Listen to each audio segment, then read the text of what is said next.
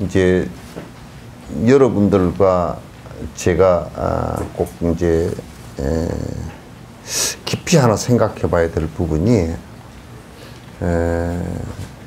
관세음보살님이나 또는 문수보살님 또는 대세지보살님, 지장보살님 이렇게 팔지, 구지, 십지에 이르는 이런 그 보살님들께서 우리가 그분의 명호를 부르고 우리가 그분의 다란이를 또는 진언을 이렇게 그 염송하고 또 그분에 대한 관상을 하고 그렇게 또는 우리의 그 힘든 모습을 갖다가 어떤 방식으로든지 도움을 요청했을 때 그분이 지금 우리는 그 보는 눈이 이게 안목이라는 것이 육안밖에 없잖아요. 육안도 개떡 같아 가지고 안경 끼지 않으면 안 보이고 그런 것도 많잖아.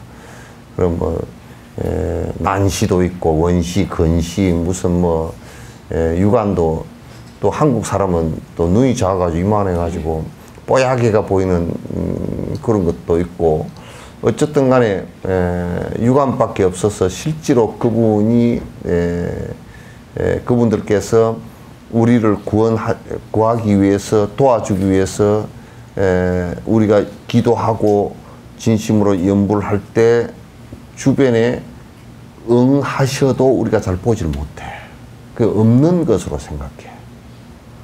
어떤 아이가 엄마 나 겁나 그러고 막 울면서 눈을 감았어. 그래 엄마가 옆에 있는데도 소리를 안 하면 엄마가 없다고 그러. 이제 그런 모습과 사실은 똑같거든요. 그래서 우리가 관세음보살님께서 칙명 일념으로 일념이란 말이 무슨 얘기냐면 그냥 입으로만 관세음보살님 이렇게 하거나 그게 아니고 몸과 말과 생각이 일치해서 일념으로 칙명 관세음이면 내 이름을 부른다면 내가 거기에 꼭 응하리라. 나는 이미 그 법이 성취되어 있다라고 했어요. 그 말씀을 굉장히 깊이 있게 받아들여야 돼. 그래서 그 여러분이 기도를 할 때 그분이 어떻게 한 분이 그렇게 여러 군데 다니시는가? 그렇지 않아요. 그거는 그 허공에 달이 하나라도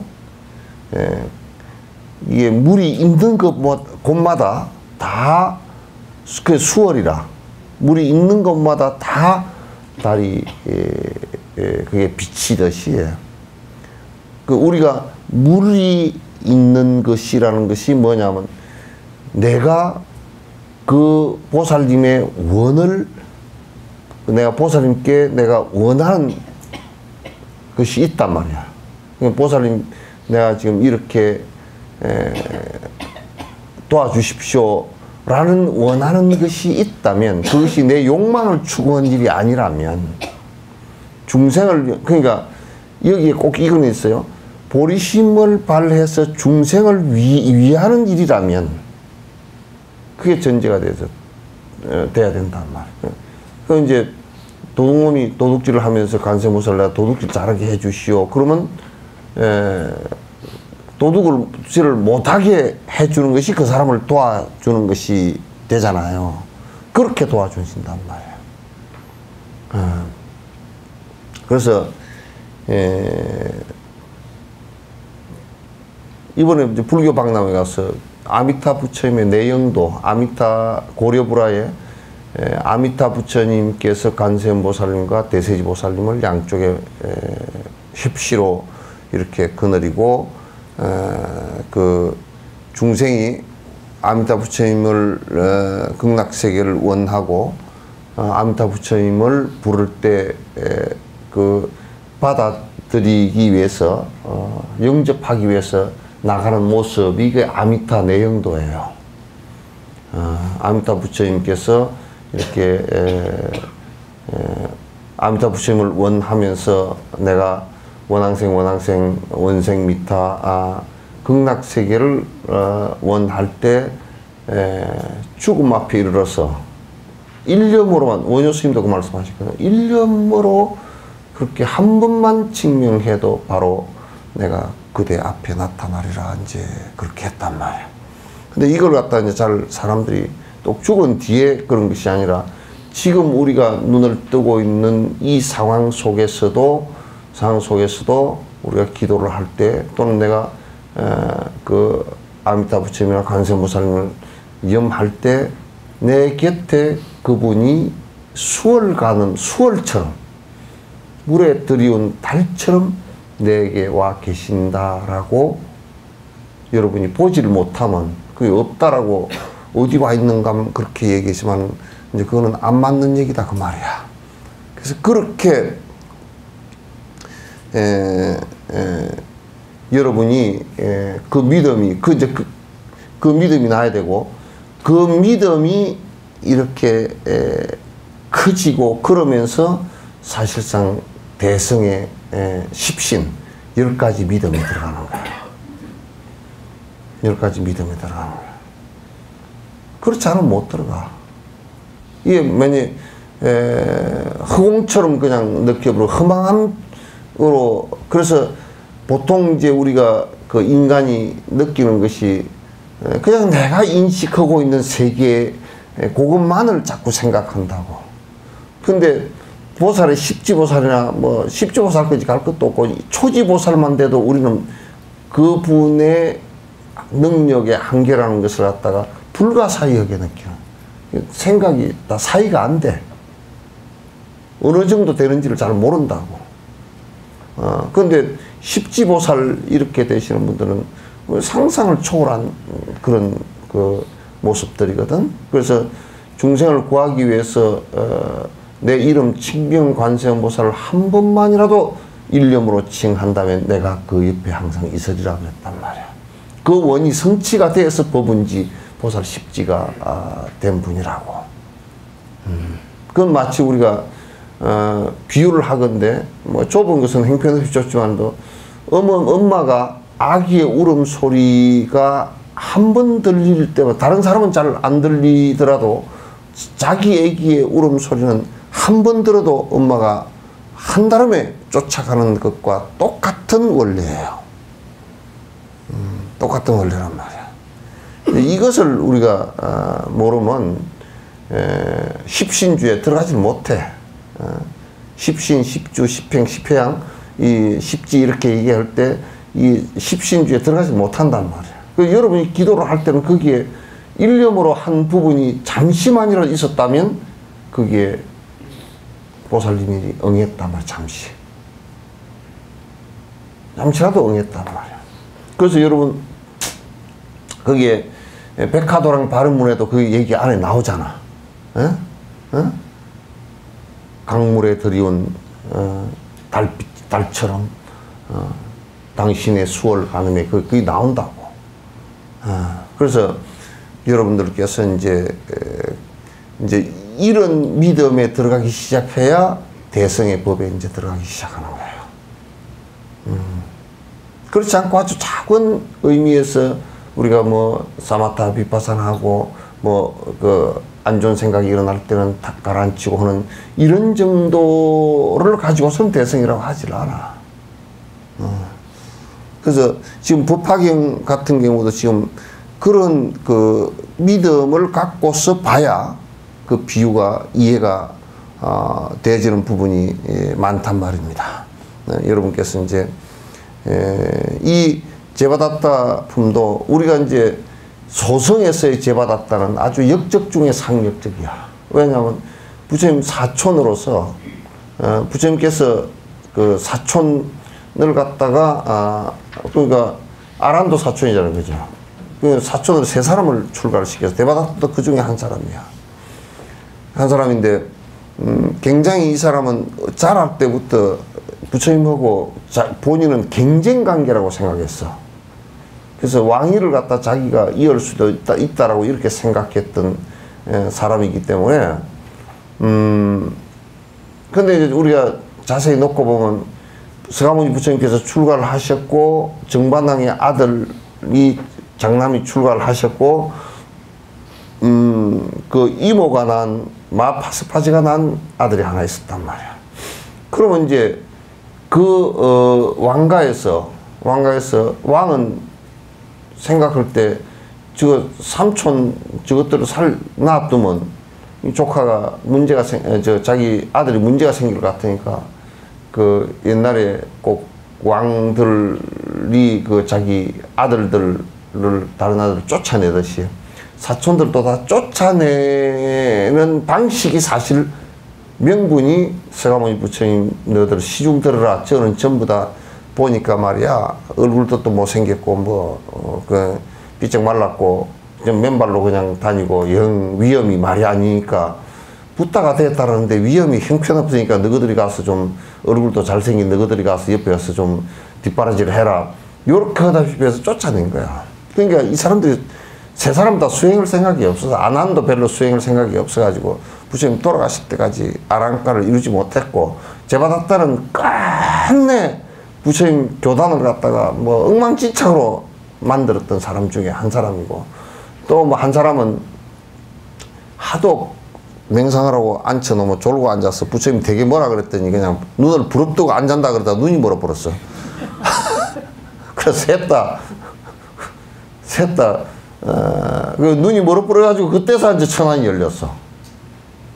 그 셋 다 출가를 시킨 사람들이 말썽만 부렸지 실제로 부처님에게 도움이 하나도 안 됐어. 부처님께서는 그걸 잘 아시면서도 그 왕조를 이어주기 위해서 위험하지 않게 하기 위해서 출가를 다 허락을 하신 거야. 그래서 자기 아버지에게 효도를 하신 것이지. 그래서 제바다타가 그렇게 이제 크게 부처님께 누를 끼친 것이 항상 출가를 해가지고 게을르기가 그지없어. 맨날 자고 뭐 그렇게 하고 또 그 부처님이 별로 실력이 없다고 부처님만 어디 외출을 하면 실력이 없다고 대중을 꼬대가지고 누구한테 가가지고 이제 이게 실제 신통익도 아닌데 마술을 배워가지고 뭐 이쪽에서 쌀을 하나도 안 쥐고 있지 봐라 그래 푹 던지면 이쪽에 쌀이 나오고 뭐 이런 걸 배웠어. 그래가지고 아주 많이 속이고 그래가지고 대중을 갖다 부처님 없는 사이에 한 500명을 갖다 끌고 나가지고 부처님은 말이야 내가 같이 살아봤는데 어릴 때 같이 해봤는데 뭐 흉만 잔뜩 보면서 데리고 나서 500명이 따라 나갔어. 그래 그 500명이 따라 나갔던 사람도 결국은 따라 나갔다가 돌아왔거든. 돌아왔는데 아무튼 교단을 분열시키고 그렇게 하다가 안 되니까 여러분 영축산에 올라갈 때 그 빈비사라 왕 감옥터 있잖아요. 그게 아사세가 그 자기 아버지를 죽이는데 그걸 누가 꼬드겼느냐면 제바다타가 꼬드겼어. 제바다타가 내가 보니까 말이야 부처님 이 다스리는 왕사성의 나라에 왕이 부처님 제자가 되어 있으니까 이게 좀 불편해. 빈비사라 왕이.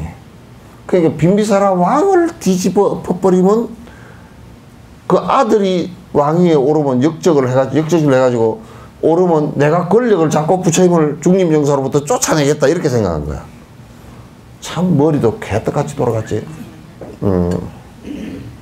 그렇게 생각해. 그래가지고 그 아들을 갖다 빈비사라 왕이 굉장히 그 귀한 아들이라고 엄격하게 다루었어. 뭐 좀 늦게 일어나면 왕이 될 놈이 늦게 일어났냐고 뭐라 그러고 칼을 연습을 시켜놓으면 부하한테 치고 나면 그냥 아주 혼쭐이 나고 뭐 그를 일으키는데 뭐 하여튼 혼쭐이 많이 나가지고 맨날 아들은 뭐라고 생각했냐면 우리 아버지가 뭐 내가 다리 밑에서 주워왔나 이렇게 생각하고 불만이 가득했는데 제바다타 가가지고 이제 꼬드긴 거야. 그 불만을 알고서 너네 낳은 아버지는 맞는데 전생에 그대가 큰 수행자였는데 말이야.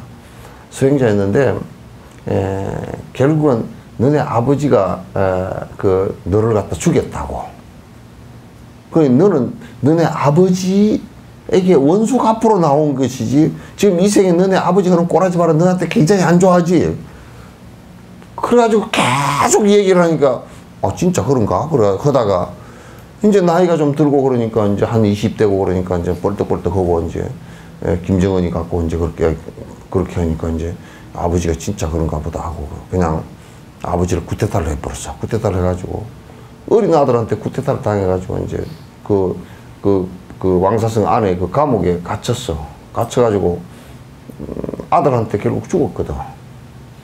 그 감옥에 가둬놓고, 그 아사세가 말이지, 그 아들이, 데바다타한테 내가 어떻게 아버지를 이렇게 가둬놓고 이 왕위를 찬탈하려고 그렇게 해서 되겠느냐 그러니까, 그 데바다타가 그랬다는 거야. 아유, 너네 아버지는 전생에 니하고 원수고 내가 신통력으로 다 보니까, 뭐, 원수였는데, 결국 네가 이렇게 하려고 네가 이 세상에 태어났으니까 네가 그렇게 해라.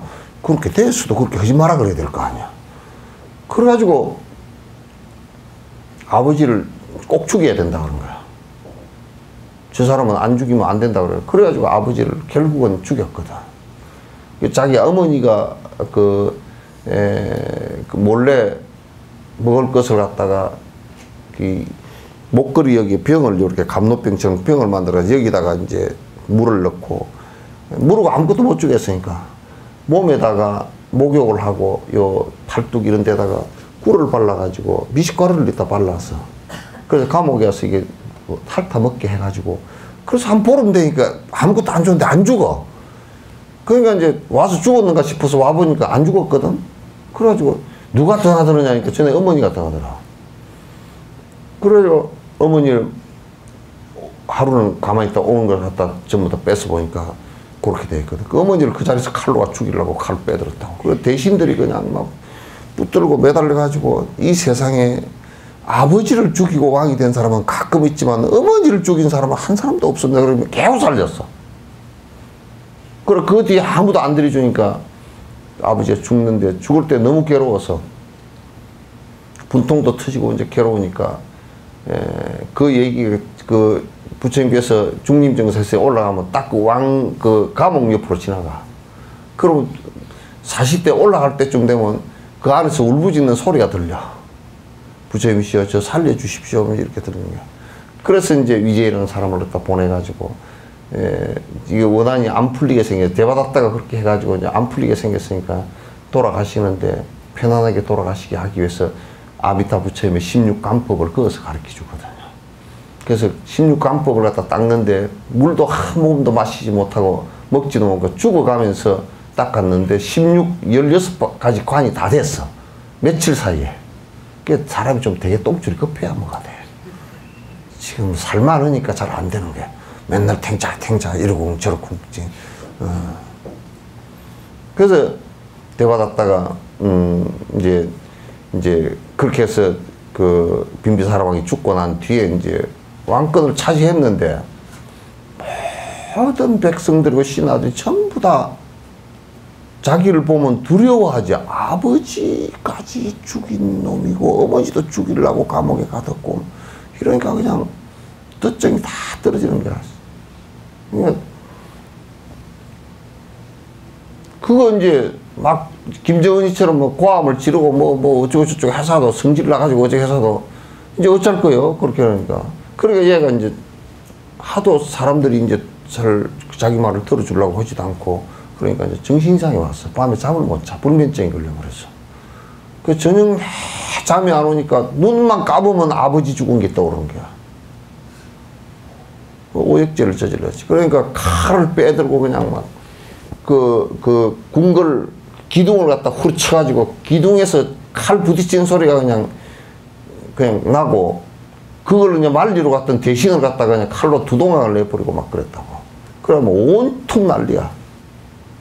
그 울부짖는 소리가 온 성안에, 신하들 전체는 그냥 뭐 전부 다 쥐구멍에 들어가서 숨어 있어야지 칼에 안 맞아 죽으니까. 그렇게 이제 난리가 났어. 난리가 날 때, 그때 이제 부처님께서 이제 이 사람이 죽겠으니까 이제 뭔가 대받았다가 자기한테 뭘 잘못한 것 같아. 죽을 것 같으니까 이제 그때서 자기 아버지가 감옥에서 부처님이시여 부르는 소리가 자기도 이제 나왔어.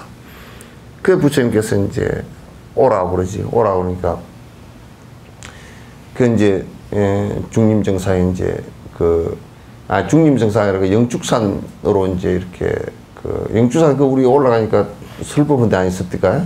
올라가다가 보면 뭐 아줌마들이 그 우리 사진 찍기에 좋을 만큼 조그맣게 돼 있고, 그게 그 아줌마들이 무슨 자몽 같은 거 파는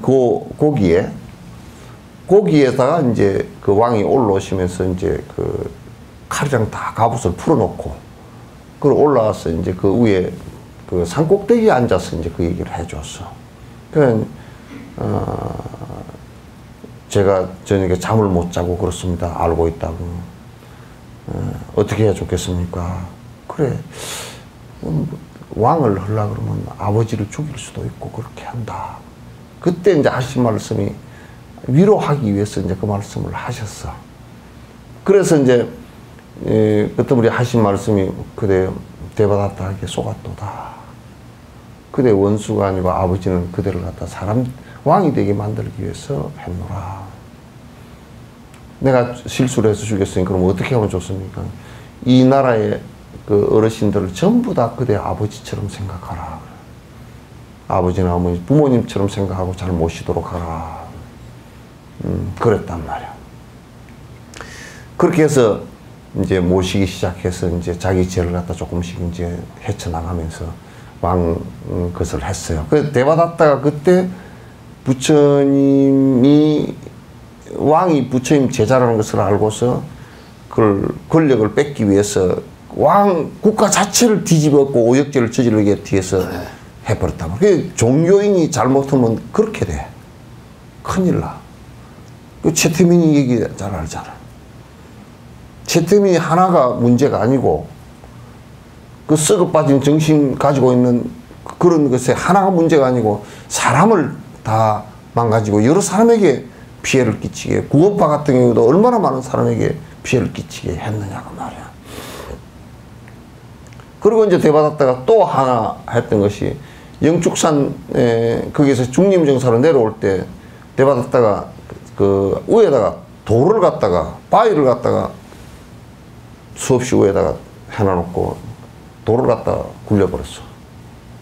그래서 이제 돌이 막 그냥 수백 덩어리가 위에서 산 위에서 쏟아서 내려와가지고 부처님께서 그 돌에 발가락을 다쳤다고.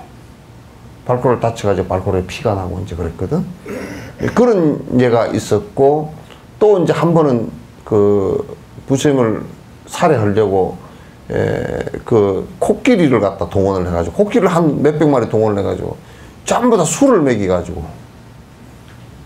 흥분하게 만들어서 부처님 오시는 곳으로 그냥 코끼리를 다 몰아버렸다고. 근데 이제 코끼리는 부처님께서 너무나 코끼리에 대해서 잘 아는지 부처님께서 이렇게 몸짓을 하니까 코끼리가 그 자리에 다 서서 무릎 꿇고 다 앉아버리는 거예요. 그렇게 돼서 그것도 이제 모면하게 됐고, 그래서 마지막에 대받았다가 그 스라바스티 그 기원정사 옆에 스라바스티에서 계실 때, 그 설법하고 계실 때, 스라바스티 언덕에서 설법하실 때, 그때 그 아주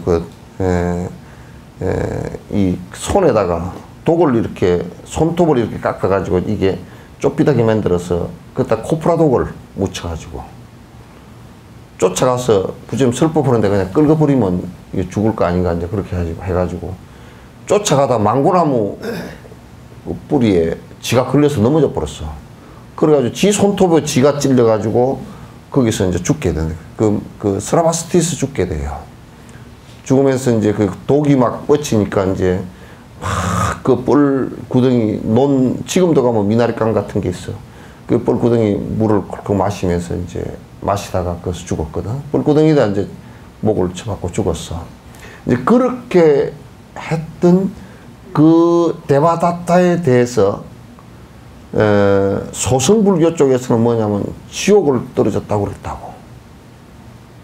근데 대승불교에서 보는 관점, 부처님께서 대승의 관점에서 이제 보는 것을 한번 봐보라고. 봐보면 전혀 달라. 우리가 이제 그런 생각, 소승적 관점하고 대승적 관점이 뭐가 다른지를 한번 봐보면 대승의 수행의 그 범위가 얼마나 넓은지를 갖다 우리가 쉽게 알 수가 있다고 말이에요. 그때 부처님이 제바다tta 품이라 그때 부처님께서 보살들과 하늘 신 사부류의 제자들에게 말씀하십시다. 나는 가가 한량없는 급 동안 조금도 게을리하지 않고 법화경을 구했으며 서가모니 부처님의 특징이 뭐냐면 세세생생 그 연등 부처님 앞에서 발심한 이래로 잠시도 게을러 본 적이 없어. 잠시도 게을러 본 적이 없이 거듭거듭 열심히 그 정진하셨고 용맹정진과 가행정진을 갖다 쉬지 않고 하셨단 말이에요. 법화경을 구했으면 오랜 기간 동안 왕으로 있으면서 더 없는 바른 깨달음을 이룩하는 소원에서도 조금도 물러서지 않았다. 그러니까 서가모니 부처님께서 한때는 여러 생을 갖다 왕으로 지내시면서 중생을 위했고, 그러니까 32영식 32가지 그 응신을 할 때 왕의 몸도 있고 비구의 몸도 있고 또는 거사의 몸도 있고 그 다음에 바라문의 몸도 있고 그렇게 해서 여러 가지 몸을 놔두어서 중생을 위해서 일을 했어요. 육바라미를 원만히 닦으려고 인색한 마음 없이 부지런히 보시바라미를 닦았으며, 그러니까 보시바라미를 갖다가 닦는데도 500생을 갖다가 보시바람을 완성할 때까지 닦았다 이거예요. 그러니까 지금 우리가 보시행을 행하는 그 등등의 정도는 이건 보시행이라고 말하기도 어려운 보시행인데, 일체 중생을 위해서 내가 재보시와 재물적 보시와 그 다음에 법보시와 법을 설명하는 것과 그 다음에 무해시와 두려워하는 중생들의 의지처가 되어준 것이 500생을 통해서 잠시도 쉬지 않고 했단 말이에요. 500생을 갖다 그러면서 잠시도 쉬지 않고 노력을 했다. 무해시가 되어주는 무해시 이거 굉장히 큰 겁니다. 사실은 누가 죽음 앞에서도 두려워하지 않게끔 의지처가 되어주는 것. 그런 홀로코스트에 옛날에 어떤 신부가 그 유대인을 임신한 사람을 대신해서 내가 먼저 가겠소라는 것도 그런 것도 결국 무해시에 속해요. 그래서 이 보시하는 것뿐만 아니라 그런 것을 뭐 내가 조금 보시하고 어쩌고 저쩌고 한다 이런 얘기가 아니고, 그걸 완벽하게 내가 내 몸까지도 그 중생을 위해서 던질 수 있는 지경까지 된 것을 갖다가 보시행의 완성이라고 한단 말이에요. 그러니까 코끼리 말 7가지 진귀한 보물, 나라의 성, 처자, 노비, 머리와 눈, 골수와 내수, 몸과 살점, 손과 발, 그리고 몸도 목숨도 아끼지 않았다. 몸과 목숨도 아끼지 않았다. 여기에서 보면 무슨 나라의 성이나 처자 얘기를 하잖아요. 그죠? 처자를 갖다 남에게 베푼다라고 할 때 우리가 오해할 수 있는 소지가 있잖아요. 그죠? 그래서 이제 처자가 남을 위해서 헌신해서 남에게 베푸는 일을 갖다 하는 것을 얘기하는 거예요. 그때 그러니까 우리는 이를테면 마누라나 자식이 보시행을 열심히 한다라고 했을 때 그렇게 쉽게 받아들이기 어렵잖아요. 그때 세상 사람들의 수명이 한량 없었지만 법을 위해 왕의 자리를 버리고 정사를 태자에게 맡겼으며 북을 울리고 영을 내려 사방에서 법을 구하였다. 그러니까 이제 그 청나라의 순치 황제 같은 이도 똑 이런 모습이라. 이런 모습이라.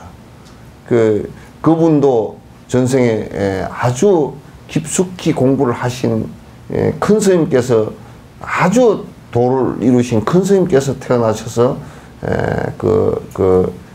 황제가 된 것 같아요. 순치 황제 같은 경우. 그래서 왕의 자리를 버리고 그 정치를 갖다 전부 다 태자에게 맡겼으며 북을 울리고 영을 내려 사방에 법을 구하였다. 그러니까 이 왕은 옛날 신라 때 왕들처럼 1년이고 2년 이게 정기적으로 큰 법회를 갖다 베풀어서 많은 백성들이 법을 들을 수 있게끔 그렇게 했어요. 왕이 그게 앞장서서 이제 그렇게 했단 말이죠. 너는 누구든지 나에게 대승을 설교해 주면 내 종신토락그를 공양하며 시중을 들겠다고 말했다. 대승의 법을 갖다 말해 준다면 내가 그대를 언제나 스승으로 받들겠다. 대승의 법을. 대승의 법 가운데서도 핵심 하이라이트인 이게 그 법화경을 말해주면 내가 설부를 해주면 내가 세세생생 공양하면서 그대를 스승으로 모시겠다. 그때 어떤 스님이 왕을 찾아 자기에게 묘법화경이라고 하는 대승경이 있는데 만일 그의 뜻을 어기지 않으면 설교해 주겠다고 하였다. 어떤 선인이라 그러면 선인이 사실은 이게 이제 윤회하는 한 그 도인입니다. 왕은 선의의 말을 듣고 기뻐서 어쩔 줄 몰라 하면서 그 선의의 요구대로 필요하다고 하는 것을 다 대주었다. 과일도 따드리고 물도 길었으며 뗄나무도 해오고 요즘 같으면 과일도 사다 드리고 따드리는 거 아니잖아. 물도 수도를 놔드리고 뗄나무는 기름을 놔드리고 공양도 지었으며 심지어는 자기 몸을 걸상으로도 삼았지만 자기 몸을 갖다 의자로도 삼아서 앉으신다 그러면 왕이 말이야. 이제 법을 구하는데 이런 정도 왕이 법을 구하는데 가다가 앉을 자리가 없다 그러면 당신이 의자가 돼서 앉는 거야. 그 등을 이렇게 해서 거기에 걸터 앉으시라고 그렇게 해주는 거야. 부처님 당시 연등 부처님 때도 성하모니 부처님께서 이제 연등 부처님이 이 길을 이게 법상에 가기 위해서 길을 걸어 가시는데 그 물구덩이가 있어. 물이 째작해 있어. 그 맨발로 가시는데 그거 묻을까 싶어 다 얼른 뭘 갖다 댈 게 없으니까 자기 머리를 풀어가 걷다 땅바닥에 깔았다고. 우리는 파마를 해봐서 안 되겠다. 머리라도 좀 아마 그때는 이게 머리가 길게 이렇게 되어 있었던가 봐. 이 되어 있으니까 머리를 얼른 풀어서 걷다 쫙 깔았다고. 그렇게 이제 그런데 이게 스산 스님 마지막 돌아가실 때 열반하실 때 한 3년 토굴에 계실 때 그때 소요태능 스님이 이렇게 했어. 아주 금강산 묘양산 끝터리에 그 산중에 계신데 토굴에 이제 스산 스님이 마지막 이제 열반을 갖다 생각하고 그 계신데 그 강사 몇천 명을 거느리던 강사가 올라가가지고 이제 돌을 배우기 위해서 거기 가서 나물 뜯고 뭐 산에 뭐 버섯 뜯고 뭐 산 열매 채취하고 밤 따고 이렇게 해서 이제 그 자연적인 것을 다 아니면 별로 구할 게 없으니까 때가 없으니까 그래서 큰절에 내려가서 이제 쌀 좀 구해 올라오고 그래서 그것을 찬 만들고 해서 이제 다 이렇게 그 스님을 갖다 3년 동안 그렇게 봉양을 했다고 그래.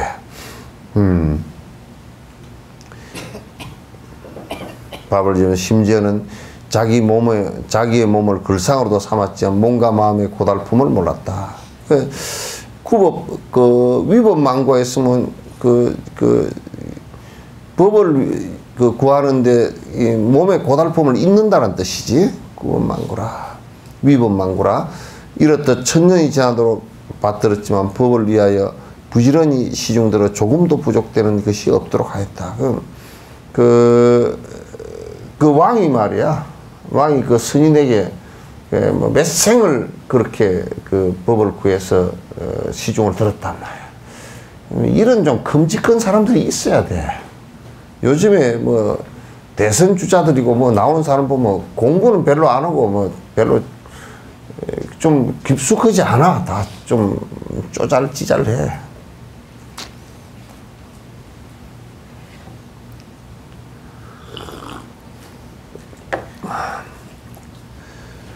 그때 세조는 이 뜻을 거듭 밝히려고 시를 지어서 말씀하시다. 내가 지난급을 생각하니 큰 법을 구하기 위해 세상의 왕으로 되었지만 5가지 즐거움을 탐내지 오욕을 탐내지 않았다.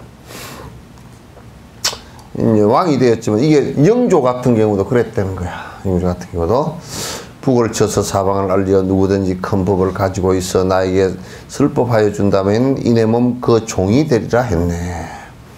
그래서 이 법을 구하는 자세가 이래야 돼. 우리는 이런 것들이 허약하니까 여기에 뭐 성지순례 온다고 와가지고 뭐 한다는 소리가 말이나 한마디 해주시오? 안 해주면 말고 참 짜자네. 얼마나 허약하고. 그럼 뭐 우리가 법을 위해서 살면 내가 법을 구하기 위해서 살면 말이야 그게 내가 낮추는 자세도 필요하고 그런 말 한마디 해주는 것을 갖다가 아주 감사하게 생각하고 그런 사람의 말씀 그런 법을 얘기해 줄 수 있는 사람을 갖다가 높임으로써 자기가 이익을 받는 거 아니야. 자기가 이익을 받는 거지. 그래 아주 예의가 성글고 생각도 짜잔하고 그래서 청법하는 것도 잘 모르고 너무 짜잔해. 마침내 아사라는 스님이 양을 찾아와 하는 말 나에게 세상에 복이 드문 미묘한 법이 있으니 만일 돌을 닦을 수 있는 자라면 내가 그대에게 설법하리라. 어떤 스님이 만일 그대가 이게 법을 듣겠다면 내가 말해. 이때 왕이 스님의 말을 듣고서 마음이 너무도 깊어서 그 즉시 스님을 따르면서 요구되는 것을 다 들어주었다. 그 이제 요런 얘기를 들으면 옛날에 구정대사 생각이 나잖아. 에? 소트를 9번이나 그렇다고 해서 구정대사야. 그래서 똑 나는 그 화계하고 하동 하계 구례 장만 보면 요 생각이 나. 왜냐면 옛날 장돌뱅이가 그 구례장 다 5일장이잖아요. 장돌뱅이가 뭐냐면 장을 5개를 뺑뺑 돌면서 장사를 하는 장돌뱅이야. 그게 그 참 말이 우리나라 말이 장돌뱅이 참 그래서 장돌뱅이 같다 그러면 뺑찔뺑찔 따라 먹었다 그런 뜻이기도. 그 정보가 많다는 뜻이기도 하지.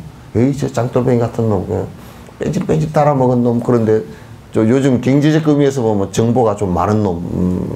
어디 가면 밥을 싸게 사고 살 수 있고 어디 가면 무슨 나무를 싸게 살 수 있고 그래. 그 요 생각이 난다고. 그래 장을 이렇게 가다가 겨울에 이 장에서 장돌배게 되니까 이쪽 장으로 다음에 내일 저쪽 장을 보려고 그러면 저쪽 장 끝나면 밤 늦어도 이쪽으로 와야 되거든. 와야 되면 이제 오는데 추운데 스님 한 분 오고 이제 뭐 길 여러 사람 오는데 같은 방향으로 계속 가게 됐어. 스님도 가고. 가다 보니까 이 비단이 장사인데 이게 가다 보니까 아이 노장이 그냥 옷이 허름해가 추워서 콧물이 댕강댕강 흐르고 그래서 아유 스님 옷이라도 한 벌 해드려야 되겠다 싶어서 가서 옷 입으라고 따뜻한 배를 갖다가 한 필 줬어. 그랬더니 뭐 좀 마음이 서운했어. 주는데 고맙다는 소리도 안 해. 썩 집어넣고 그냥 가는 거야. 한참 가다가 같이 거지고 같이 걸어가게 됐는데 비단이 장사가 거지는 줄 생각이 안 나는 거야. 그러니까 안 주니까 니 가져라 그러고. 그 처음에는 좀 이상하게 생겼어요. 내가 준 걸 당신이 안에 있고 말이야 거지를 줘버리니까 좀 그렇다. 그러고 갔는데 가만 가다 생각해 보니까 저 양반은 욕심도 하나도 없남 그렇게. 가다 보니까 그 욕심 없이 그렇게 할 수 있게 자기 옷이 다 떨어졌는데 그 하나 안에 있고 준 마음이 그 참 저 양반한테 저런 법을 하나 배워야 되겠다. 그 굽어보는 생각이 일었어. 그 전생에 선근이 있어 그래. 그래서 제가 출가를 하려는데 좀 따라가면 되겠냐니까 대답이 그 신통찮아. 올라오고 말라고 알아서 하라고. 그렇게 쑥 가. 그래가지고 언제 비단 몇 개 놓을 것도 없이 그냥 그따 그 수레째 세워놓고 그냥 따라가 버렸어. 그때 당시 그런데 누가 다 주워 갔을 거야. 그걸 세워놓고 갔는데 뭐 쳐다보지도 않고 그냥 휙휙휙 해서 갔는데 하루 종일 걸어서 산고개를 몇 개 넘고 가니까 조그만 토굴이 나오는데 그게 보니까 방이 한 개밖에 없어. 그래서 뭐 재워줄 건가 어쩔 건가 그것도 생각도 흠바도 없고 그러니까 그 부엌에서 이제 불 지펴놓고 거기서 그냥 밑에 가마대기 깔아놓고 잤는데 일어나더니 뒤날 아침 일어나더니 야 이 소틀 좀 걸어라 그러더라고. 겨울인데 소틀 걸라고 이제 꽁꽁 언는데 뭐 요즘같이 뭐 장갑이 있는 것도 아니고 흙을 부물어 가지고 소틀을 나름대로 이쁘게 딱 바로 걸어놨어. 그랬더니 저녁 때쯤 돼서 나오더니 이놈 자식은 뭐 솥도 안 걸어봤나 이렇게 걸어놨는고 그냥 소틀을 갖다 발로가 쭉 밀어버리더라는 거야. 그러니까 아직 그때는 구정 스님이 아닌데 이 처자가 절에는 소틀 희한하게 그런 법도 있나 보다. 그럼 말도 못하고 소틀 그러면 바로 걸어놓은 것이 이게 안 맞으면 거꾸로 뒤집어서 걸어하고 거꾸로 뒤집어 걸었어. 이게 엎어서 걸었어. 그랬더니 나오시더니 이런 바보 같은데 왜 소틀 뒤집어 걸은 놈이 어디 있나 그러고 또 밀어버린 거야. 소틀 옆으로 세워 걸었다가 동서남북 방위를 잡아서 걸었다가 하여튼 한 보름 동안 소틀을 9번을 걸었다는 거야. 보통 사람 같으면 니 혼자 잘 쳐먹고 잘 살아라고 나쁠 거 아니야. 근데 전혀 분심이 일어나지 않고 그렇게 하는 모습을 보고 그제서 그대가 소틀을 참 잘 끌었다. 그때는 소틀을 어떻게 걸어놨느냐. 소틀을 갖다 아예 옆으로 세워서 걸어놨어. 그러는데 그걸 보고 잘 끌었다는 거야. 그러니까 이유를 모르겠어. 소틀은 옆으로 거는구나. 이거 그러니까 이제 스승이 얘기할 때 현상을 보지 말라고. 그 소틀을 잘 끌어서 그런 게 아니고 뭘 보고 지금 얘기하는 거냐면 인내하고 다른 분심이 일어나지 않는 것을 보고 얘기하는 거란 말이야. 소틀 네가 잘 끌었구나. 그리고 이제 제자라고 허락도 하지도 않았고 그냥 살아. 그 이제 정성으로 산에 나무 뜯고 해서 이제 봉양을 드렸더니 그래 나무를 뜯으러 가면서 무슨 말을 했지. 이 노장이 경을 싹 중요한 경은 다 외우고 있어. 그걸 가면서 이런 말 저런 말 해준 거 이거는 외워라. 한 번도 책을 보고 공부를 한 적이 없고 오가면서 다 들은 것이 나중에 보게 경에 전부 다 얘기야.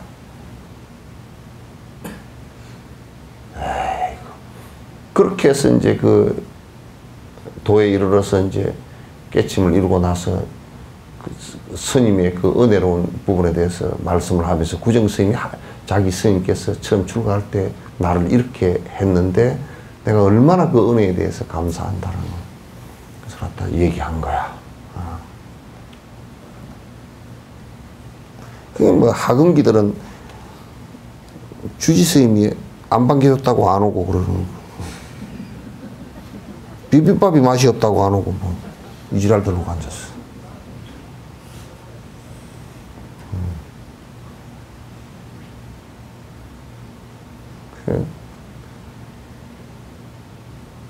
그 원래 그 친절하게 대하는 것은 하근기들 때문에 친절하게 대하는 것이 상근기들은 친절하게 대하는 게 아니야. 옛날에 육조 스님 밑에 일숙각이라는 스님이 있었어. 하룻밤 자고 갔다 그랬어. 일숙각이야. 하룻밤 자고 왔어. 와가지고 자기 깨친 거 확인하고 그날 저녁에 바로 떠났다고. 그 옛날에는 바로 떠나면 전화도 안 되고 못 보잖아.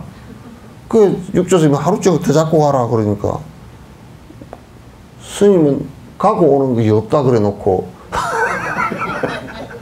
더 있다 가면 뭐하고 없다 가면 뭐 할 거냐고. 법이면 됐지 뭐. 그래 육조 스님이 그냥 한 방 먹고서 아무 말도 안 했어. 하루쯤 딱 법 확인하고 나서 이 법 위에는 없다라는 것을 확인하고 가서 다시는 평생을 안 보고 살아도 된다. 법이 그 정도 되면 평생 안 보고 살아도 평생 자기 스님을 그리면서 사는 거라. 법이 있으면 좀 짜잘하게 그래야지. 우리는 말이야 이게 이 육안밖에 없어가지고 눈에 안 보이면 없어. 눈에 안 보이면 없잖아. 그제? 안 그래? 어린 애들이 말이야, 부모가 집 잘 봐라, 오늘 삼촌 집에 가서 하루 종일 자고 온다 그러면 기분이 좋아. 눈에 안 보이니까. 그날 막 라면도 다 끓여 먹고 그냥 집안 난장판 다 만들어 놓고 엄마 올 때 되면 그냥 치우느라고 그냥 난리가 나고.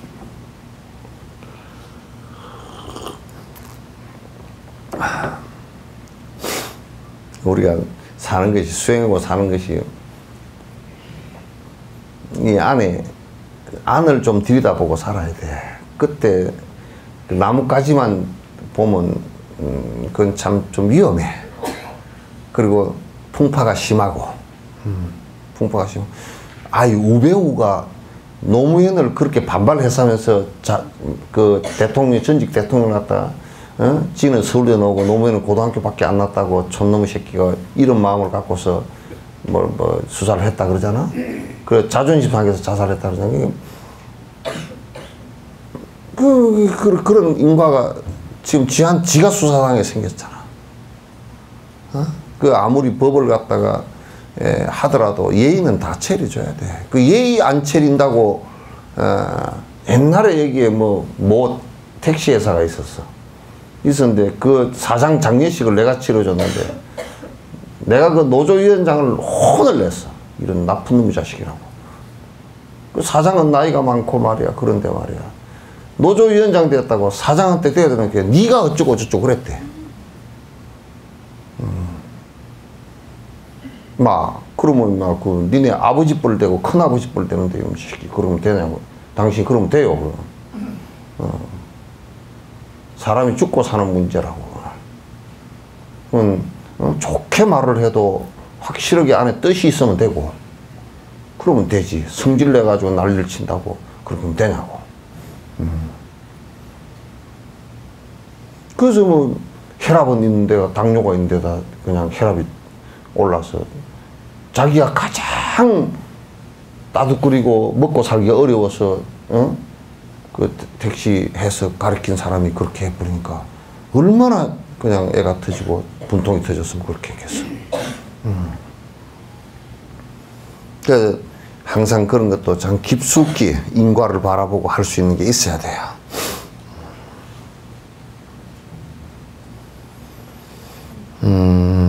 널리 모든 중생을 위하여 부지런히 큰 법을 구하면 제 한 몸 위한 것이 아니요 5가지 욕망이 위한 것도 아니었네. 내가 욕심 채우려고 그렇게 것도 아니고 이거는 오로지 내가 법을 구하는 것은 그 근본 뜻이 중생이 어떻게 모든 생명들이 어떻게 하면 윤회의 고통으로부터 벗어날 수 있을 것인가, 번뇌의 고통으로부터 벗어날 수 있을 것인가, 거기에 모든 것이 있기 때문에 내가 구법을 한다. 구법을 하는 이유가 거기에 있어. 큰 나라의 왕으로 있으면서도 부지런히 이 법을 구하였기에 마침내 부처가 되었다네. 이 때문에 너희들에게 말하노라. 그래서 내가 너희들에게 얘기한다. 부처님이 비구들에게 말씀하실 때 그때 왕이 곧 나의 몸이고 그때 스님이 오늘 제받았다이다. 제받았다이다. 제받았다는 착한 스승이 있기 때문에 나로 하여금 육바라밀을 사랑하고 불쌍히 여기고, 잘 들어야 돼요. 예? 네.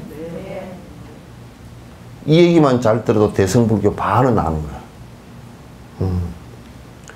제받았다는 착한 스승이기 때문에 나로 하여금 육바라밀 사랑하고 불쌍히 여기고 함께 기뻐하고 고르게 대하는 마음 32가지 32상가 80종호의 미세한 생김새, 한금의 빛, 10가지 힘, 4가지 확신, 4가지로 보수한 사서법과 심력과 그렇게 부처님만이 가지고 있는 18가지 공덕과 신통력을 다 갖추고 바른 깨달음을 이룩하여 널리 중생들을 구제하였다. 이것은 다 착한 스승인 제바다타 때문에 이루어진 것이다. 지금 소설에서 얘기하는 거 전혀 다르죠? 오랜 생에 제바다타는 나에게 대승의 법을 일러준 스승이었단 말이에요. 대승의 법을 일러준 스승이었다. 사불의 제자들에게 내가 그 방장 스님이 이번에 이제 그 송강사 가니까 그 노장님이 올해 89이신데 이제 거의 이제 몸을 못 움직이시고 계시면서 내가 얘기를 달라이라마께 했어. 모택동이가 당신 스승이요. 모택동이 아니었으면 당신이 노벨상을 받겠소. 그랬다고. 그랬더니 달라이라마께서 하하하 그렇다고 말씀을 하셨다고 이제 그 말씀을 하시 이 얘기란 말이에요.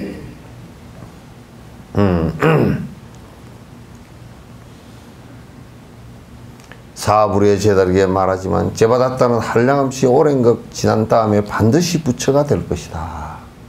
반드시 부처가 될 것이다. 이름은 천황열애이고 응공정변지 명예교육 선수세간의 무상사 조장부 천인사 불세존이라고 할 것이며 세계의 이름은 천도라고 할 것이다. 제바다타께서 그 부처를 이룰 것이다. 이제 소승에서는 지옥에 가서 뭐 어쩌고저쩌고 그렇게 했죠. 그죠? 그때 천황 부처님은 20중급 동안 세상에 머물러서 널리 중생들에게 묘한 법을 설법할 것이다.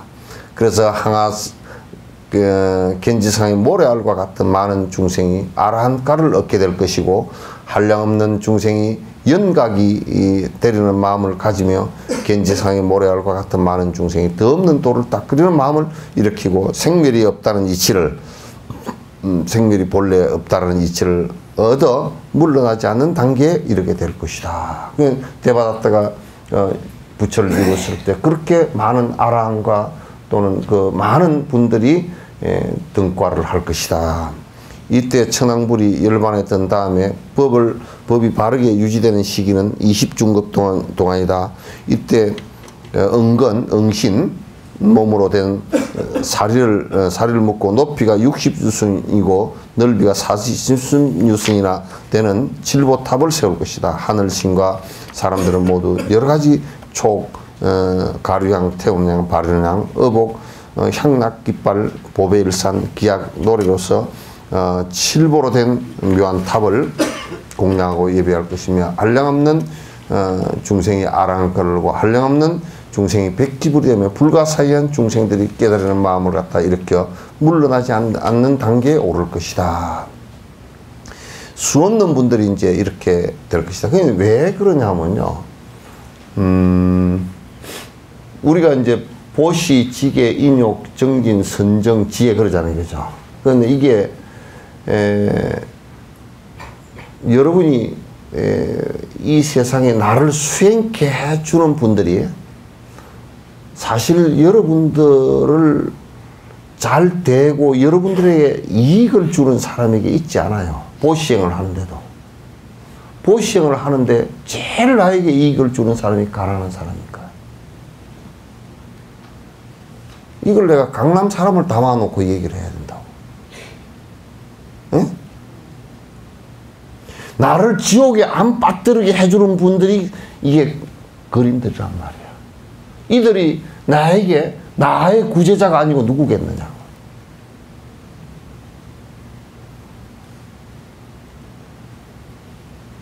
나를 갖다가 부자되게 만들어주는 사람이 그 사람들이라고.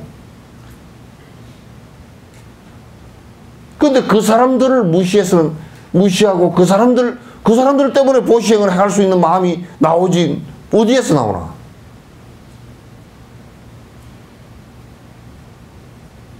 그러면서 나는 위대하니까 너희들에게 베풀어. 나는 위대하니까 이 생각을 한다 그러면 그건 수행자가 아니야. 그들 때문에 내가 베풀 장소가 있단 말이야. 베풀 곳이 있다고.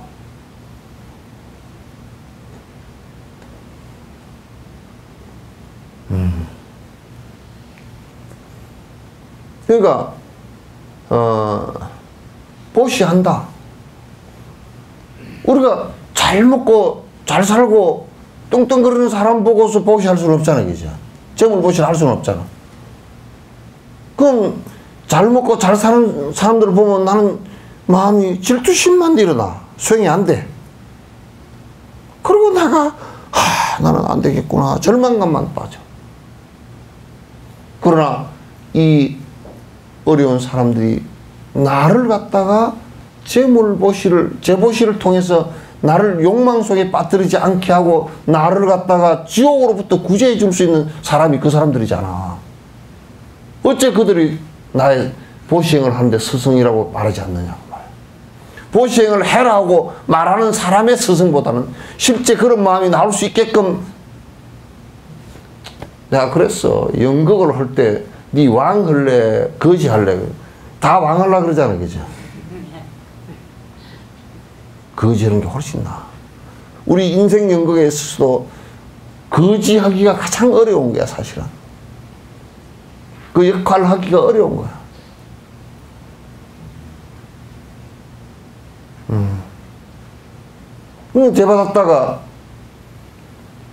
제받았다가 법을 일러주면서 나에게 공양할 것을 갖다가 원해서 내가 원 없이 공양을 했다.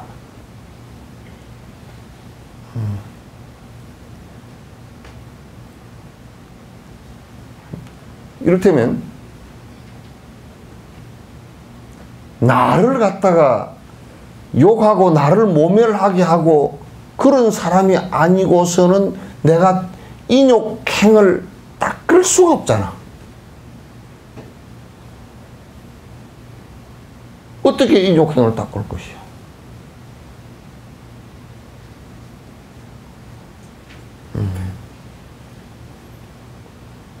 인욕행은 부처님에게 제받았다 같은 존재라야 부처님께서 부처님이라는 것을 완벽하게 드러나게 해준 분이 대받았다는. 그런데 그 역할이 조금 하다가 나 못하겠다 그런 게 아니고 완벽하게 우리가 이를테면 뭐 아라한가를 이룬 사람 무슨 보살가를 이룬 사람이 부처님을 갖다 공경하고 위하고 요렇게 하면 그 인욕행이 어디서 올 거예요, 그죠? 근데 대받았다는 이분이 완벽하게 바라미를 다 이룩한 인욕 바라미를 다 이룩하고 보시 바라미를 다 이룩하고 지게 바라미를 다 이룩하고 정진 바라미를 다 이룩하고 사마타와 비파사나를 다 이룩한 스승이라는 것을 갖다가 대받았다만큼 잘 떨어내 준 분이 없어, 사실은. 달라이라마의 인욕을 갖다가 모택동이 아니었으면 그렇게 드러내 어디 그분이 얼마만큼 깊이 있게 인욕행이 드러난 인욕행이 이루어졌는지 알 수가 없잖아, 우리가. 그러니까 지금 모택동이나 저런 사람들이 그런 행을 갖다가 했다? 그 진제의 입장에서 놓고 볼 때, 달라이라마 입장에서 놓고 볼 때는 그가 나를 있게 했다. 나의 수행을 완성시키게 했다. 그도 어느 세계인가는 분명히 그런 공덕으로, 만약에 내가 원수로 삼았다 그러면 그도 문제가 되지. 이 세상에 가장 큰 원수는 누구냐 하면 가장 본인에게 잘해주는 사람이야.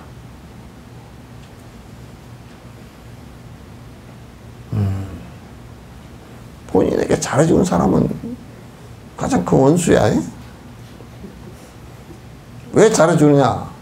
쫄대기 같으니까 잘해주는 거야. 참을 능력이 없으니까. 밥 한 끼만 좀 잘못해줘서 꽉질러 앉았으니 그 죄짓는 걸 어떻게 볼까 싶어서 얼려놔서 밥 해주고 입 막 구느라고 그냥 해줘버리는 거야.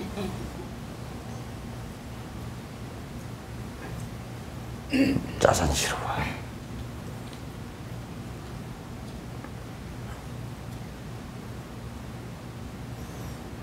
그래서 불교는 원수가 없다라는 것을 법화경 대승불교에서 지금 얘기해요. 원수가 어디 있어? 그건 내가 나라는 것을 세웠을 때 원수가 있는 것이지, 아집을 했을 때 원수가 있는 것이지, 그가 곧 나를 인욕수행을, 그러니까 이 세상에 아무리 나를 욕을 하고 아무리 나에게 모멸감을 주고 나를 못 살게 굴고 그렇다 손 치더라도 그는 절대적으로 나에게 잘못한 것이 아니네. 가둘 수 없는 영혼의 티베트 노스님, 우리 옛날에 직접 얘기 들었잖아. 그 노스님 같은 경우도 그렇게 중국에서 고문을 감옥에 들어가서 20여 년 이상 한 20명 들어갔는데 당신 혼자 살았다는 게 다 죽고, 고문에 다 죽고, 그러면서도 이 어른이 정기봉으로 정기 고문을 당하고 그렇게 해서 깨어날 때마다 치아가 다 그 노장이 참 잘생겼어요. 그런데 전기봉을 여기다 넣어가지고 전기 스위치를 눌러버려가지고 칵 깨버려 이빨이 다 부러졌어. 그런 상황 속에서도 항상 깨어나면 기도를 할 때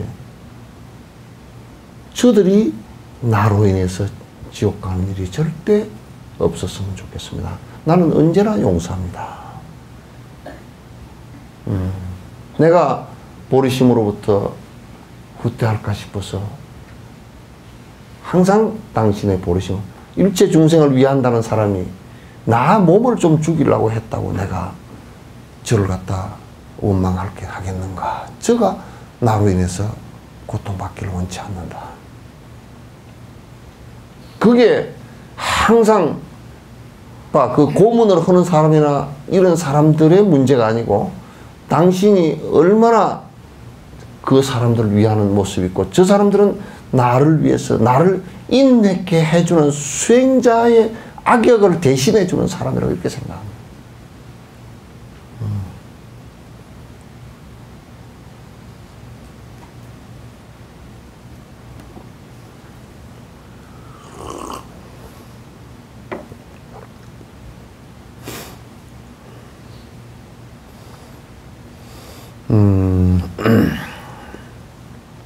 부처님께서 얘기할까요? 부처님이?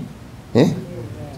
비구들에게 말씀하셨다. 오는 세상에 만일 착한 남자와 착한 여인이 묘법화경을 경에 제바다타 품을 듣고 깨끗한 마음으로 믿고 공경하면서 의욕을 가지지 않으면 지옥악이 짐승의 축생의 세상에 떨어지지 않고 시방에 있는 부처님들 앞에 나타날 것이며 태어난 곳에는 항상 이 경을 듣게 될 것이다. 인간 세상이나 하늘에 태어나면 가장 묘한 쾌락을 느끼게 된다. 그런 부처님 앞에 있는 연꽃에서 태어나게 될 것이다. 지금 이런 생각을 갖고서 만약에 힘들어 하지 않고 그를 내 수행으로 삼아서 인욕의 원동력으로 삼는다면, 그래서 내가 인욕을 갖다 완성해내는 그 힘이 된다면 그 대상은 나를 위해서 그렇게 모습을 놔두어 주신 분이다, 그런 뜻이야.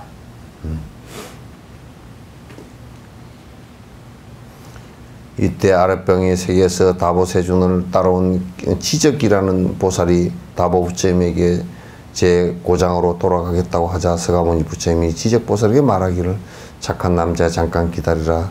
여기에 문수살이라는 보살이 있는데 서로 만나 묘한 법을 논의한 다음에 고향으로 돌아가는 것이 좋겠다라고 했다. 지적이라는 지적보살이 있었다. 그때 문수사리보살은 크기가 수레바퀴만 하고 잎이 1,000개나 되는 연꽃 뒤에 앉았고 연꽃 자대에 앉았다. 함께 온 보살들도 보배 연꽃 뒤에 앉아 큰 바다 속에 있는 사갈라 용궁으로부터 저절로 솟아나 허공 가운데 머물렀다가 영지산으로 내려왔다. 그때 연꽃에서 내려 부처님한테 이르러서는 두 세존의 발에 머리를 대어 절을 하여 공경을 표시한 다음 지적보살을 찾아가서 서로 위문하고 한편으로 물러나 앉았다. 지적보살이 문수사리보살에게 묻기를 당신은 용궁에 가서 얼마나 되는 중생을 교화하였는가 하였다. 말이 채 끝나기도 전에 무수한 보살이 보배 연꽃에 앉아 바다에서 솟아나와 영치산으로 가더니 허공에 머물러 있었다. 이 보살들은 모두 다 문수사리가 교한 자들로서 보살의 행실을 갖추고 육바라밀을 논의했다. 본래 성문이었던 사람들도 허공에 있었는데 성문의 행실에 대하여 논의하던 그들도 지금에 와서는 모두 다 대승의 공의 이치를 깨닫고 있었다. 문수사리가 지적보살에게 바다에서 교한 정형은 이와 같다고 하였다. 그래서 문수사리보살이 이제 여기에 용궁이 나오잖아요, 그죠? 용궁인데 이제 요즘 같으면 이제 섬이나 바닷가, 큰 바닷가를 얘기하는 거야. 그래서 얼마나 많은 보살, 그 바닷가를 왜 여기에 그러면 표현을 하냐면, 그 대체적으로 바닷가는 우리가 그 좀 열악하고 거칠게 사는 곳이라는 뜻이에요. 거기에서 문수사리 법왕자가 얼마나 많은 그 사람을 발심시키고 얼마나 많은 사람이 교화되어졌는가를 묻자 거기에 수많은 보살들이 용궁으로부터 이제 솟구쳐 올랐다. 용궁으로부터 이제 보살이 탄생했다. 근데 그렇게 이제 어렵게 살건 힘들게 살건 간에 그런 거와 상관없이 보리심을 바라고 중생을 위하는 마음을 크게 내면 사람이 확 바뀌어요. 지금 뭐 서울대학을 나오고 그런 거 아무 상관없어요. 사람 마음을 어떻게 바꾸느냐 따라 달린 거예요. 여기에 참 우리 이제 요 밑에 어르신이 한 분 계신데 아침에 밥 얻으러 오셨는데 그 어르신을 볼 때마다 저 하엄사에 똑 저런 분이 계셨는데 임진왜란 때 하엄사 다 탔잖아. 탔는데 거기에 이제 그 대중들이 스님들이 많이 죽었어. 남은 성에 10,000명 죽을 때 스님들도 거기에 하엄사 스님도 그거 다 포함되어 있어.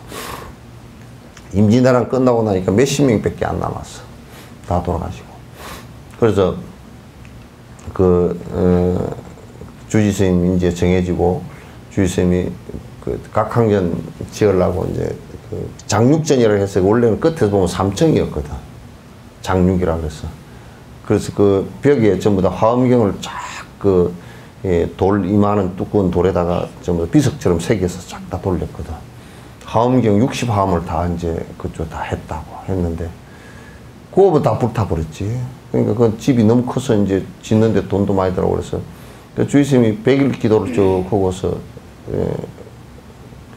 새벽에 꿈을 꿨는데 하얀 수염을 아마 산신이었던가 누가 나와가지고 제일 그 화주책을 옛날에는 신도들이 화주를 안 하고 신도들은 시주를 하고 스님들이 화주를 나가. 화주를 나가는데 그래서 그 화주를 나가서 왜 법사라는 사람이 있잖아, 그지? 그럼 나가면 요즘에 저 김덕수 씨나 그런 사람 있죠, 그죠? 사물놀이패 김덕수 있잖아. 그게 원래 사당패야. 사찰 공연예술단이야. 남사당이라 그래서 이제 아주 유명한 남사당패인데, 사찰 공연예술이야. 그래서 전부 다 안에 내용이 주제가 불교 주제야. 불교 주제인데, 여러분 줄타기 있죠, 그죠? 줄타기도 그냥 우리가 볼 때는 그냥 줄타기 그런 것 같지만 그게 아니야. 육바라밀 행을 갖다가 수행을 떨어지지 않고 한다는 뜻이야, 그게.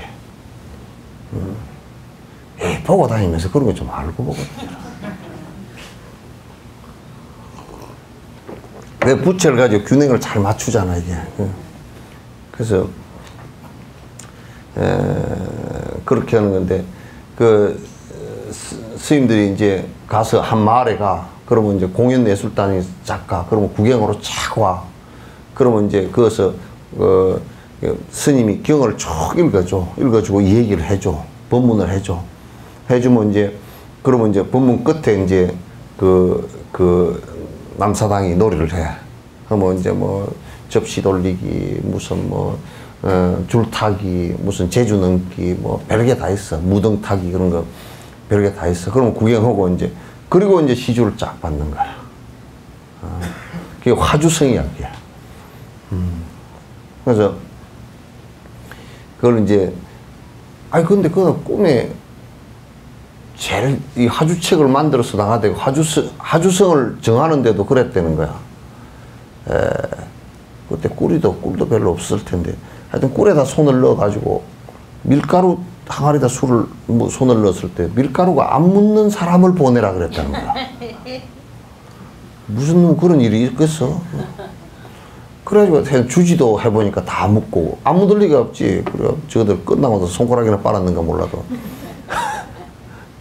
아 근데 아무도 없어. 한 30명 했는데 아무도 없어. 그래가지고 아이 뭐 세상에 꿀에다 넣어가지고 물에다 해가지고도 다 묻을 건데. 아 근데 보니까 이제 출가한 지 얼마 안 되는 공양주가 바쁘다고 아직 안 나왔어. 공양주 니 해봐라 그러니까 딱 된 거야. 꿀에다 넣고서 해보니까 밀가루가 안 묻어. 2번, 3번 해도 안 묻어.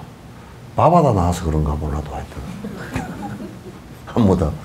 그래, 그 스님이 이제 가는데 그 꿈에 뭐라 그러냐면 내리가다 제일 처음 만난 사람이 그 한금 마냥 무조건 적어라 그랬다는 거야. 그래가지고 이 스님이 내려가면서 이제 하주호로 내려가면서 이제 큰 사명을 띠고 내려가잖아. 그러니 출가한 지 얼마 되지도 않고 2, 3년도 안 되는 승리가 내려가려니까 얼마나 마음이 조마조마해. 틀림없이 내려가다 큰 부자를 만나리라 하고 내려갔는데 밥도 먹으러 오는 할머니야. 이건 아닌데 이건 하면서 그 내려오니까 딱 일주일 밑에 그 딱 할머니하고 만났어. 해필이면 피할 수도 없고 만났어. 이게 아닌데 할머니가 일전 한입 낼 사람이 돈이 없는데 그래가지고 아주 난감해가지고 할머니를 불렀어. 할머니 주의스님 꿈에요 그 뭐 나타나가지고 딱 하주를 나보고 가라 그러는데 내가 이렇게 설명을 다 했어.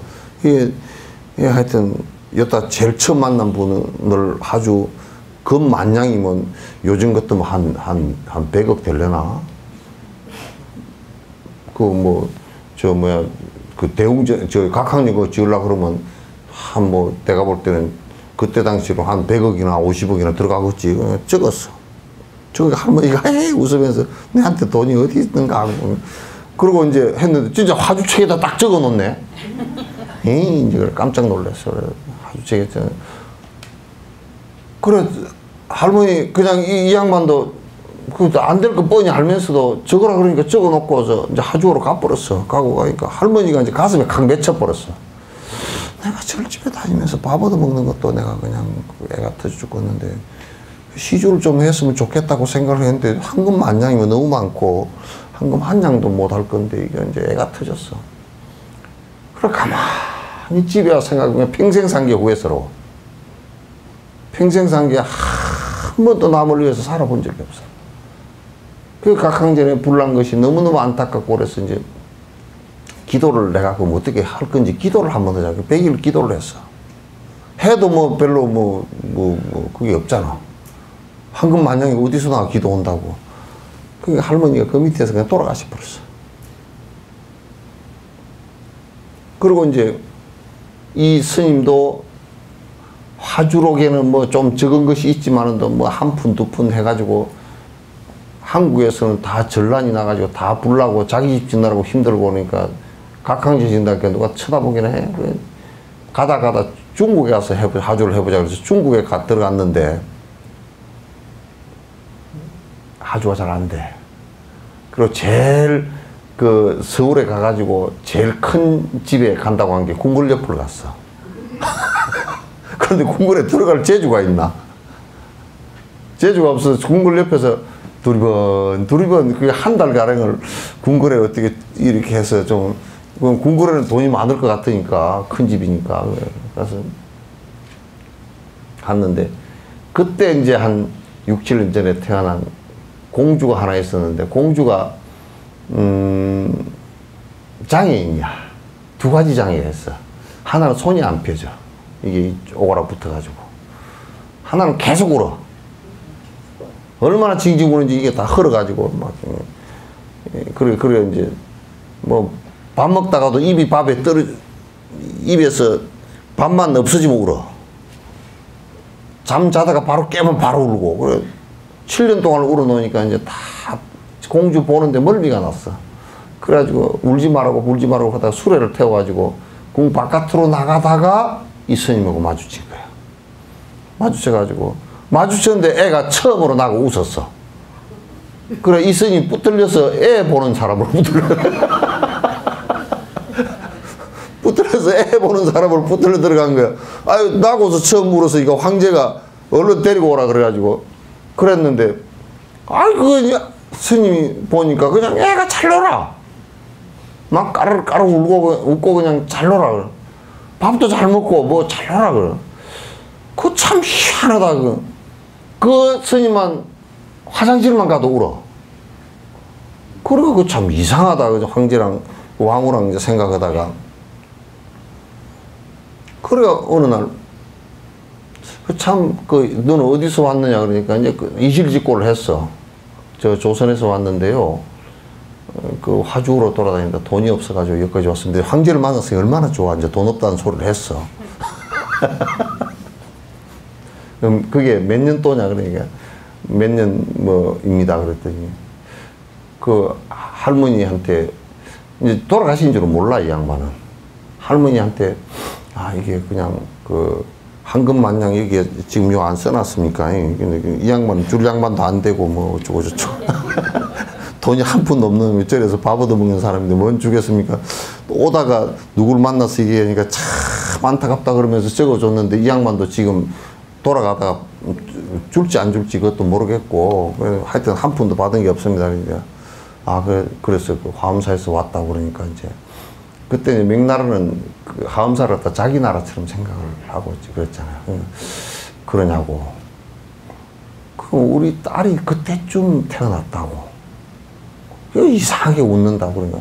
그냥 한번 딸 손을 이렇게 자네가 한번 펴보라 그러니까. 아 펴니까 여기에 손금이 금만장이야. 요걸 꼭 쥐고 있었어요 여태까지.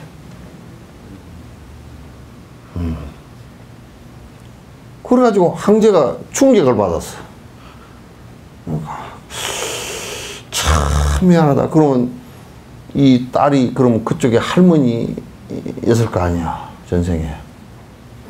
충격을 받았어. 그래 할머니 이제 그걸 여러 날 생각하고 여러 스님들 모시다가 이제 들어보고 하더니 아 전생에 그 할머니였다는 거야. 그래서 그 딸을 갖다 가질 때 이 엄마가 창피해서 그 황후가 그 태몽을 얘기를 안 했는데 거지가 들어왔대.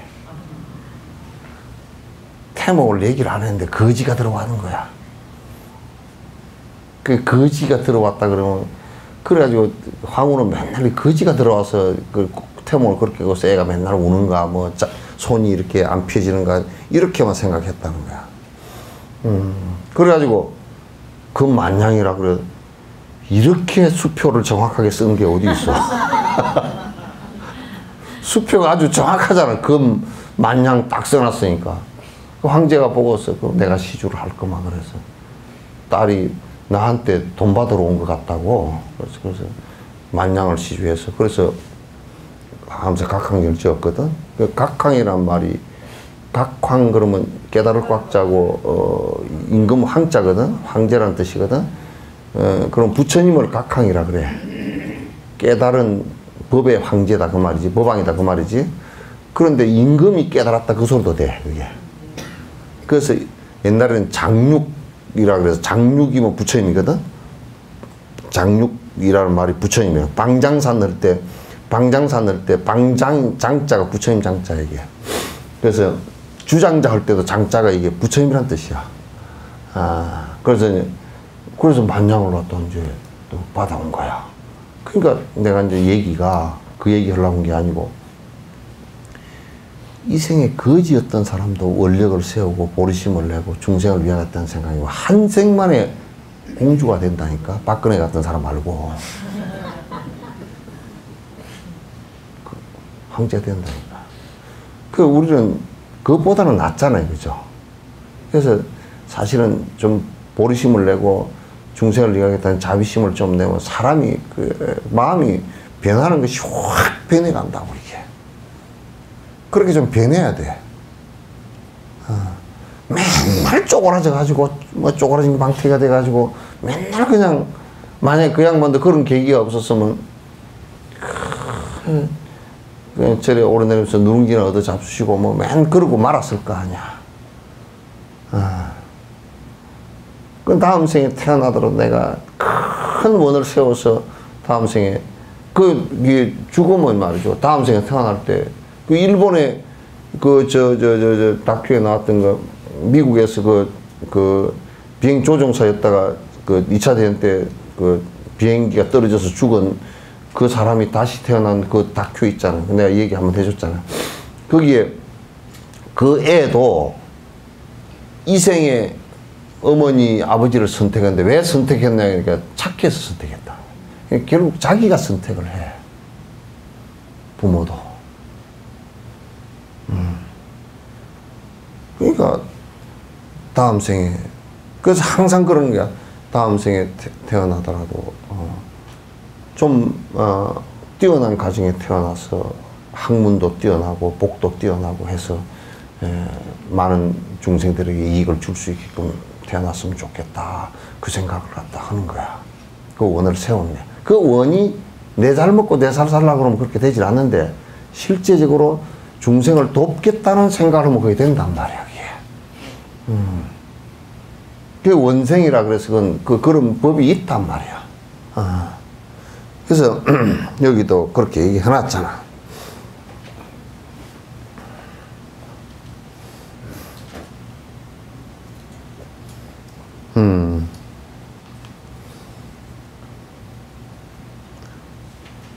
지적보살이 문수사리보살이 묻기를 당신은 용궁에 가서 얼마나 되는 중생을 교환하는가 해놨죠. 그죠?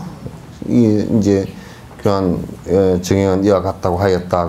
그때 지적보살이 시로서 시를 지어 찬양했다. 큰 지혜와 등만과 용맹으로 교환 한량없는 중생들을 지금 여기 모인 사람들과 그리고 나도 보았다네. 실상의 실제 모습의 뜻 유창하게 설법하여 일성법을 부처되는 법을 열어 보여주고 널리 중생들을 이끌어주어 실상 깨달음에 속기 얻게 했다네. 문수사리가 말하기를 나는 바다 속에서 항상 묘법 파경만을 설법하였다라고 하였다. 지적보살이 문수보살이에게 묻기라. 이 경은 심오하고 미묘하여 모든 경 가운데 모든이 아니라 모든 경 가운데 보물과 같고 이 세상에서 보기 드문 것이라고 하는데 그래 중생들이 부지런히 노력하여 이 경을 닦으면 빨리 부처가 될 수 있는가라고 하였다. 문수사리가 되었다. 사갈라 용왕의 딸이 나이 겨우 8살인데 용왕 가운데 사갈라 용왕이 있었대요. 근데 지혜가 있고 영리하여 중생들의 기질과 행위를 잘 알며 다란이를 얻고 부처님들이 설법한 심오한 비밀의 교리까지 모두 받아지녀도 8살인데 그렇게 했다네. 참, 또한 그는 선정에 깊이 들어 있는 것에 모든 것에 통달하고 순식간에 깨달으는 마음을 내어 물러서지 않는 단계까지 올랐으며 막힘없는 말재주를 가지고 있었다.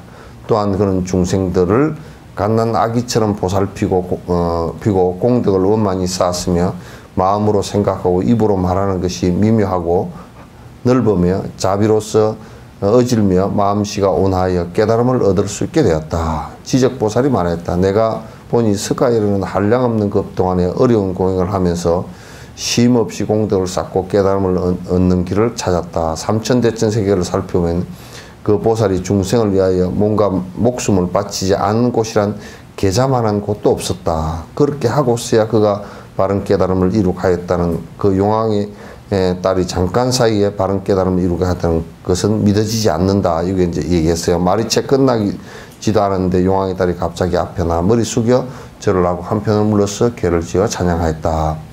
제아복의 진상을 깊이 알고 시방세계를 두루 비춰보았더니 미묘하고 깨끗한 그 법신 32가지 모습을 갖추었고 80가지 미세한 생김새로 그 법신을 훌륭하게 장식하였다네. 하늘신과 사람들을 우러러보고 용들도 귀신들도 다 공경하며 일체 모든 중생들의 무리들 받들지 않은 자가 없다네. 그리고 깨달음을 이룩하는 일 부처만이 알고 정음하리니 나도 대승교리 설거에 중생들을 고통에서 구제하리라. 이때 사리불이 용왕에 따르게 말했다. 내가 오래지 않아 더 없는 도를 이뤄갈 수 있다고 하니 그 일은 믿기 어렵다. 무슨 까닭인 게 여자의 몸이란 더럽고 불도를 담을 만한 그릇이 못 되는데 어떻게 더 없는 깨달음을 이뤄갈 수 있겠는가. 불도란 아득한 것이어서 한량없는 것 동안 부지런히 고행을 쌓고 또는 도를 원만히 닦는 마음에야 이루어갈 수 있는 것이다. 또 여자의 몸인 경우 5가지 장애가 있다. 그것은 첫째로 범천왕이 될 수 없는 것이고, 둘째로 재석과, 셋째로 마왕, 넷째로 전륜성, 다섯째로 부처님이 될 수 없는 것인데, 그런데 어떻게 여자의 몸으로 빨리 부처가 될 수 있다고 하는가. 여기에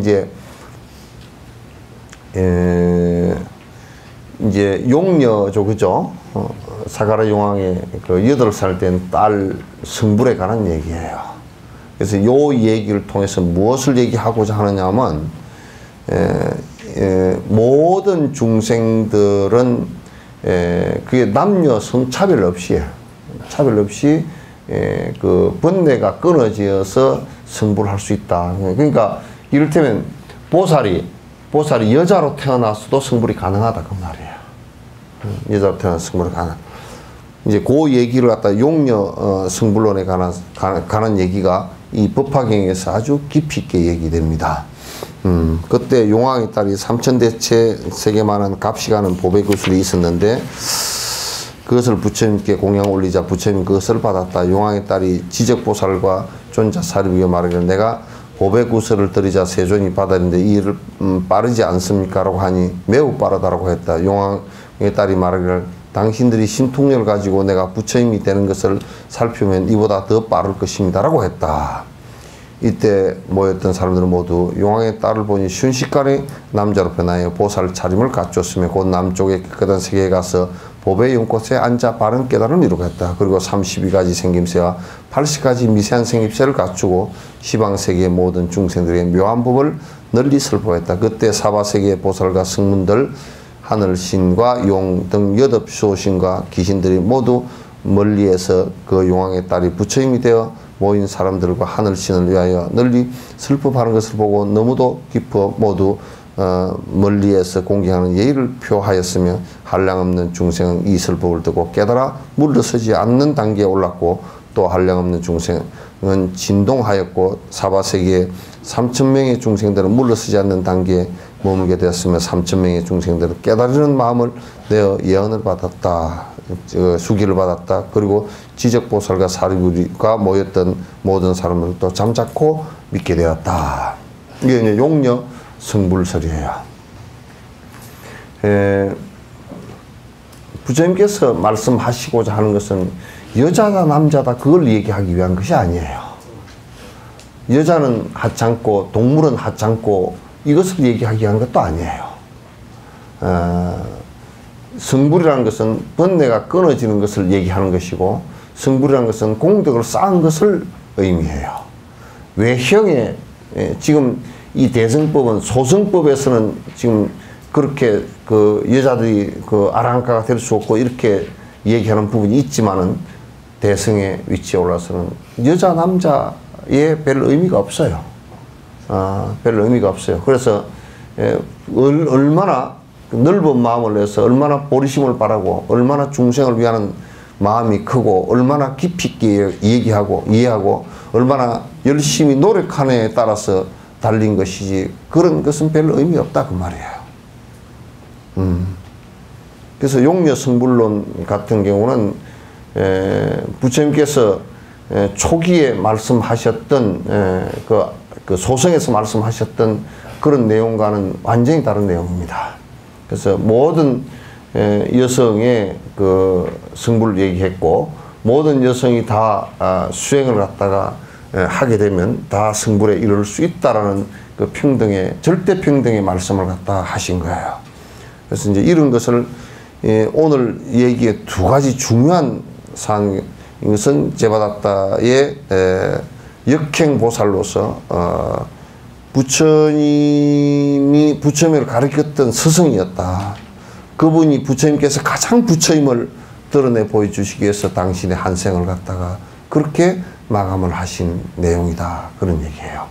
그리고 이제 용녀가 여자의 성차별을 갖다가 얘기하는데 불교에서는 여자 남녀 성차별이 없다.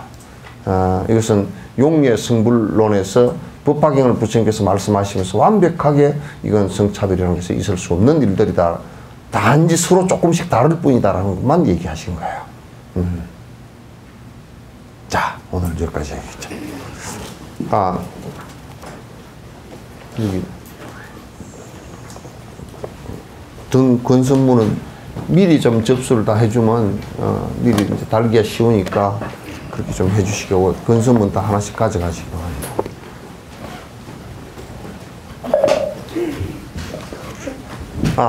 그리고 내충 스님께서 25일 날 오시거든요. 4월 25일 날 오시니까 4월 30일 날은 저 경주에 그 진국 스님이 그쪽에 행사가 하기로 그렇게 했고, 우리 여기는 5월 2일하고 5월 3일 그렇게 이제 하시고, 그 다음에 내충 스님께 부탁을 드려서 나는 이제 이번에는 교통사고가 좀 안 났으면 좋겠다 싶어서 그게 이제 그 내충 오라클 때 가피한 것하고 해서 끈을 이게 이쁘게 매듭을 해서 이렇게 만들어서 지금 사진을 찍어 보냈더라고. 한 3,000개 정도 만들어서 기도해서 좀 모시고 와달라고 얘기해서 5월 2일 날 저녁에 저녁 법회할 때 전부 다 내충 스님께서 직접 논하 드리도록 그렇게 이제 하겠습니다. 5월 3일 날 그리고 이제 30일 그 일정 정해졌고, 그 다음에 그 멋진 날 5월 2일 3일 정해졌으니까 1일 날, 그 다음에 25, 26, 27, 28, 29 이때는 오셔서 여러분이 그 같이 기도 요청이 있으시면 나한테 바로 얘기를 해주세요. 일정을 다 잡게 그렇게 해주시기 바랍니다. 예.